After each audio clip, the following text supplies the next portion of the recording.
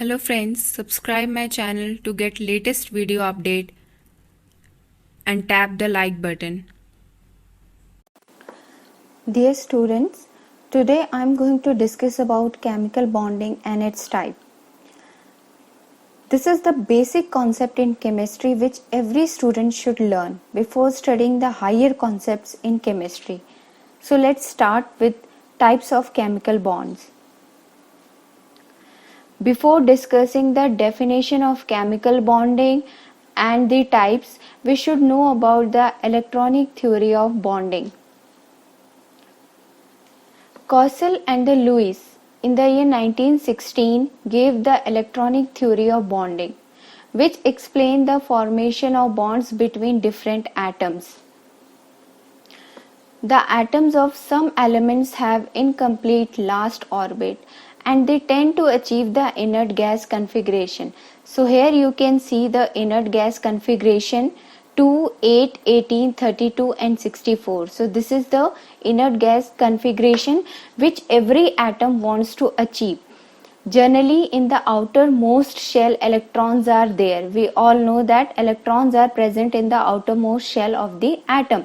So in that case all the atoms want this configuration like 2, 8, 18, 32 and 64 to achieve this inert gas configuration. So once they attain this inert gas configuration, they will become more stable in nature. The tendency of atoms to acquire inert gas configuration which causes the atoms to unite to form a chemical bond. So because all the atoms want this inert gas configuration 2, 8, 18, 32 and 64. So some of the atom does not have this inert configuration. So they will form a bond with other atoms to attain this configuration. The inert gas configuration involves the electronic grouping of 2 or 8 electrons which can be achieved by combining 2 or more atoms either by losing, gaining or sharing the electrons among themselves. So here the atoms either they can lose the electron, either they can gain the electron or either they can share the electrons to attain this inert gas configuration. So here on the screen you can see some of the elements which are present in the periodic table and they have the stable configuration like helium. Here you can see helium, 2 electrons are there, so it has a stable configuration. Again in case of neon you can see in the outermost shell total 8 electrons are there. In argon also the outermost shell have 8 electron and in krypton also the outermost shell have 8 electrons. So these all are noble gas or inert gas or inert elements present in the periodic table. Means in these all the elements the outermost shell have 2 or 8 electrons. So due to which they have a stable configuration and they won't react with any other atom. So they will present as such in the state.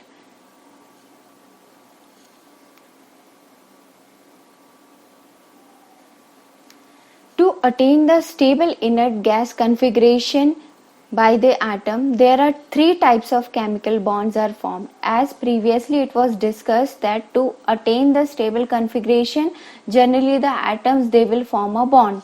So here you can see on the screen type of chemical bond. So the first type is ionic bond, second is covalent bond and third is coordinate bond.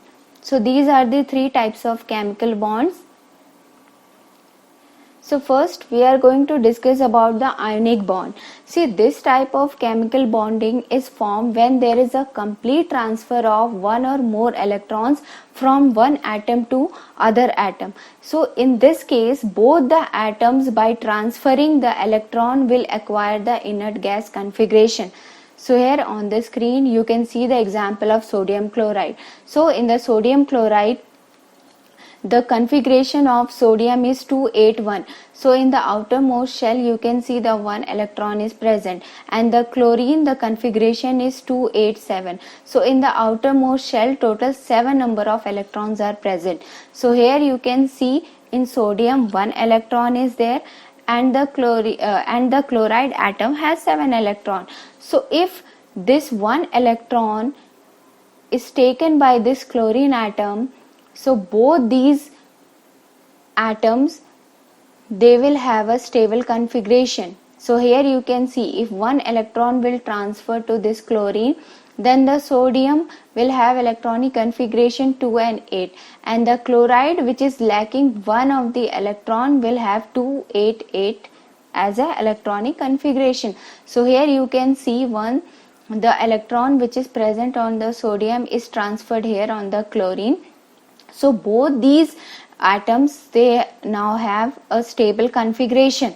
So because the sodium have donated one electron, it acquire a positive charge because the total number of proton will increase. So this sodium will form a positive ion, and chlorine, as it get one electron, it will become negative charge. So here you can see it will have a stable octet and it will get a negative charge. So both the sodium will convert into sodium ion and chlorine will convert into chloride ion.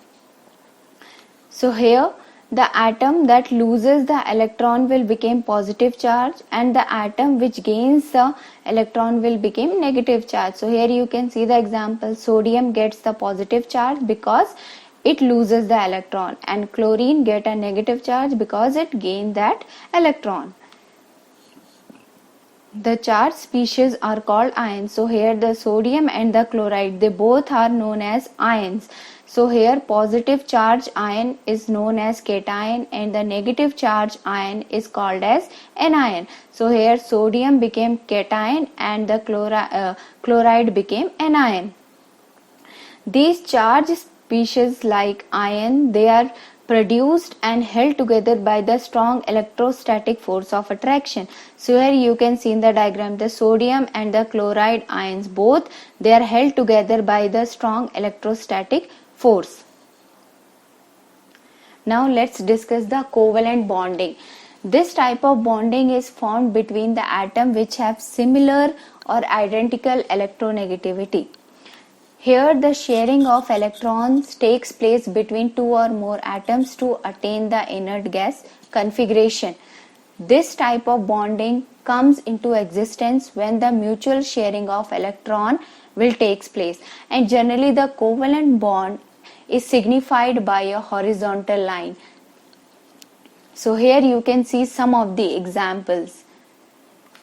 In all these molecules, you will see the covalent bonding. Let's take an example of water molecule. So this is the water molecule, this is the oxygen atom, this is the two hydrogen atoms are there. So hydrogen have one electron. So here you can see this is the electron from hydrogen and this is the electron from oxygen. So here both are sharing one electron. So this mutual sharing will form a covalent bond. The same case with other hydrogen.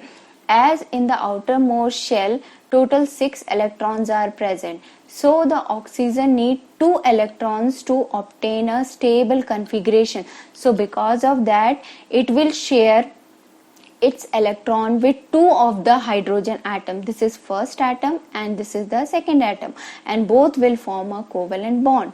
Here in the same case of H2 molecule or hydrogen molecule, this is one hydrogen atom and this is the other hydrogen atom. So both have one electron in their shell. So they need one electron individually to form a stable configuration. So they form a molecule. Here you can see the electrons are shared by the both hydrogen. So the shared pair of electrons will occur, and here the covalent bonding will form between the hydrogen molecule. The same thing is with methane. So here you can see the carbon needs 4 electrons to form a stable octet. So that is why it form a bond with 4 atoms of hydrogen. So here you can see this is also covalent bond, this is covalent bond, and this is also covalent bond, and this is also covalent bond. Here the red color indicate the electron contributed from hydrogen and the dark blue color represent the electron contributed from the carbon. So here you can see In all these structure there is a mutual sharing of electrons between two atoms. So these all mutual sharing will cause the formation of covalent bond, which is represented by this horizontal line.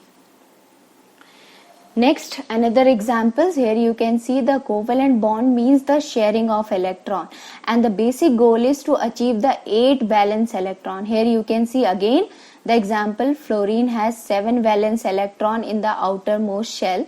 So both these fluorine, they will form the fluorine molecule. This is atom, fluorine atom, this is fluorine atom. When they form a covalent bond, both these fluorine atoms, they will form a fluorine molecule, and which have total 8 electrons. When you can see by mutual sharing, they will have 8 electrons. The same case, again it is the repeated example of water. You can see oxygen has 6 valence electron, so it will form a 2 covalent bond with the hydrogen atom. Next is coordinate bond. This is a special type of covalent bond in which both the shared electrons are contributed by only one atom. So in case of covalent bonding, generally the mutual sharing will occur, but in case of coordinate bond, the sharing will be there, but the electrons will be contributed by one atom, not by both the atom. So this is the basic difference between the coordinate covalent bond and the simple covalent bond. The atoms that donate the electron pair has a spare unshared pair of electron, means the extra unshared pair of electrons in the outer orbit, and the acceptor is short by that electron, so it will accept that electron pair. So here we have donor atom and acceptor atom. However, after the formation of bond, the electron pair held in a common and count towards both the atom. So that is why it is come under the category of covalent bond, but still a special type of covalent bond. A coordinate bond is represented by an arrow which is pointing away from the donor atom and towards the acceptor atom. So here you can see the example of sulfur dioxide and sulfur trioxide. Both these will form a coordinate bond in which the lone pair of electron is contributed by the sulfur. So the sulfur will give 2 electrons to this oxygen, and this arrow is indicating that sulfur is the donor of those electrons and oxygen is the acceptor of those electrons. So this arrow indicating the formation of covalent bond. The same thing will happen in the sulfur trioxide. This sulfur has a lone pair of electron, so which is given to both the oxygen. Here you can see both the oxygen will take those electrons. So that is why this arrow indicates that sulfur is the donor and the oxygen is the acceptor. Here you can see another example. Here you can see this a lone pair of electrons present on the nitrogen. It will be taken by the boron, and this type of bond will form. The arrow will indicate that nitrogen atom is the donor and the boron is the acceptor. So this is also the example of coordinate covalent bond. Dear students, if you found this video useful, then tap the like button and subscribe my channel to get latest update of my other videos.